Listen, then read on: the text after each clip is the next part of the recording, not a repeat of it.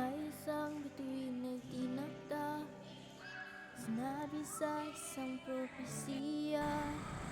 Mula sa lahi ni Jacob ay lilitaw ang isang bituin, sa lahi ng Israel ay may maghahari rin. Pagkalipas ng mahigit 1,000 taon, may isang bituin lumabas mula sa silangan.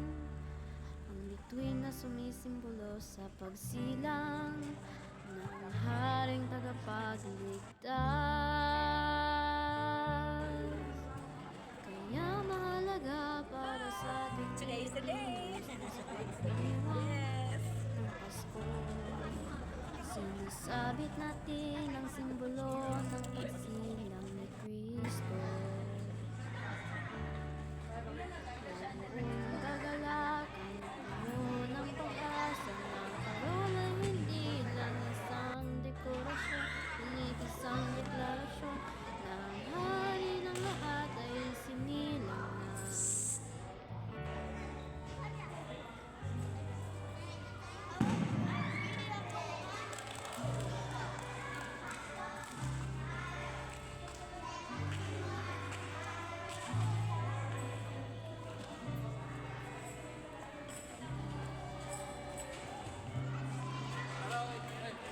May mga matalinong taong naglakbay sa gabay ng pinakamanining na bituin. Kanilang hinanap upang sambahin ang hari at Diyos natin. Gaya ng ningning ng bituin, iwan ang galing sa mga parol, ang naging gabay ng mga ninuno natin. Tuwing madaling araw na sila'y sumisimba sa araw ng Pasko. Kaya mahalaga para sa ating Pilipinas, pagdiriwang ng Pasko. Sinasabit natin ang simbolo ng pagsilang ni Kristo. Hi sis! Tagpila sis! Balik na mo! Ang kagalakan, punong pag-asa, ulay hindi lang isang dekorasyon, ngunit isang deklarasyon na ang hari ng lahat ay isinilang na.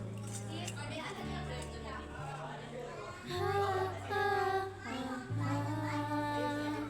Ha, ha, ha, ha. Tuwing na nagdala ng Pamain na, pamain! Pamain! Tuwing na nagdala ng Wait lang, babe. pag-asa, tuwing na simbolo ng ating tagapagligtas ay dumating na.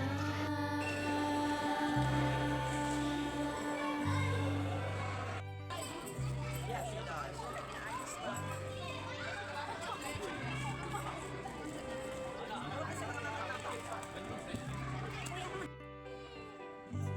Oh, so pretty, oy!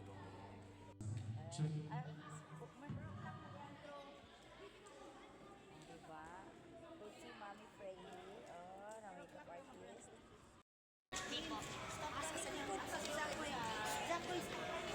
Sa side na lang. Okay, tataran mo.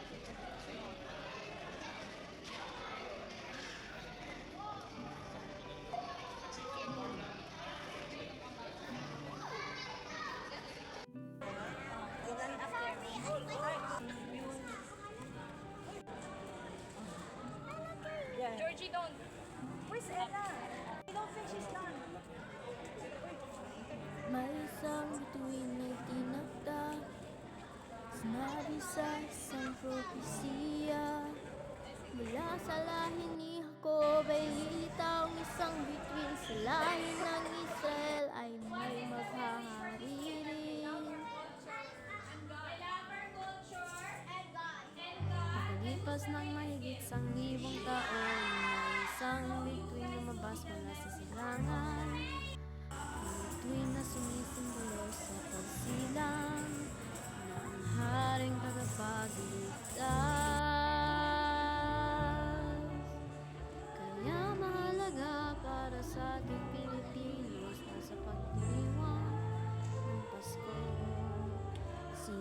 Sinasabit natin ang simbolo ng pagsilang ni Kristo.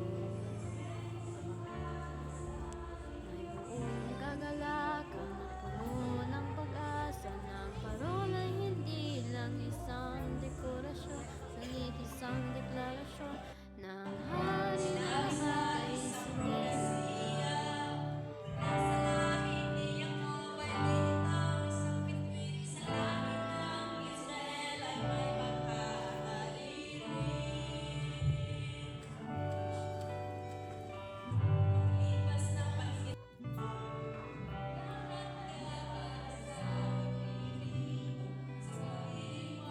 May mga matatalinong taong naglakbay sa gabay ng pinakamaningning na bituin. Nilay na napapansang dahil ang hari Lucas and Johan. gaya ng ningning ng bituin. Sa parol ang naging gabay ng mga ninuno natin tuwing madaling araw na sila'y sumisimba sa araw ng Pasko. Kaya mahalaga para sa ating Pilipino na sa pagdiriwang ng Pasko, sinasabit natin ang simbolo ng pagsilang ni Kristo.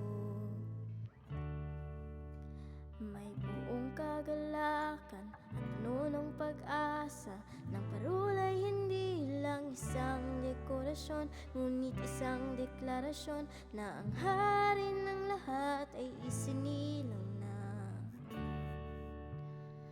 Ha, ha, ha, ha. Ha, ha, ha, ha. Bituin na nagdala ng saya, bituin na nagdala ng pag-asa, bituin na simbolo ng ating tagapagligtas ay dumating na.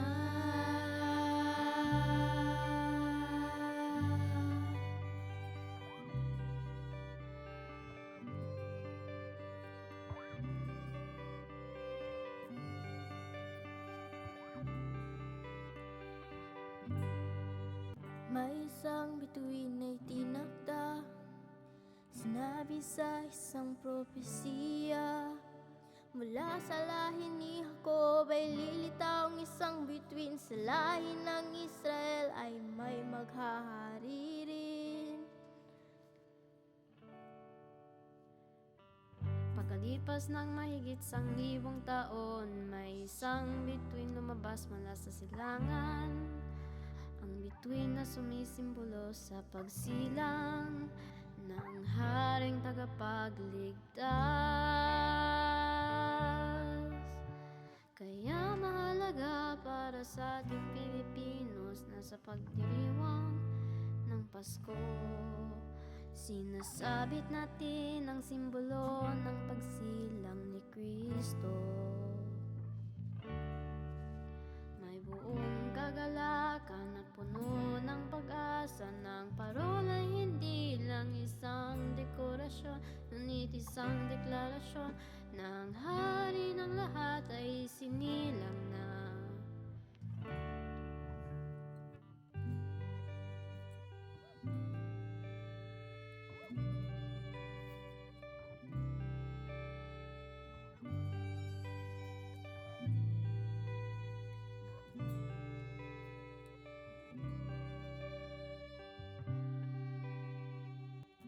May mga matatalinong taong naglakbay sa gabay ng pinakamaningning na bituin.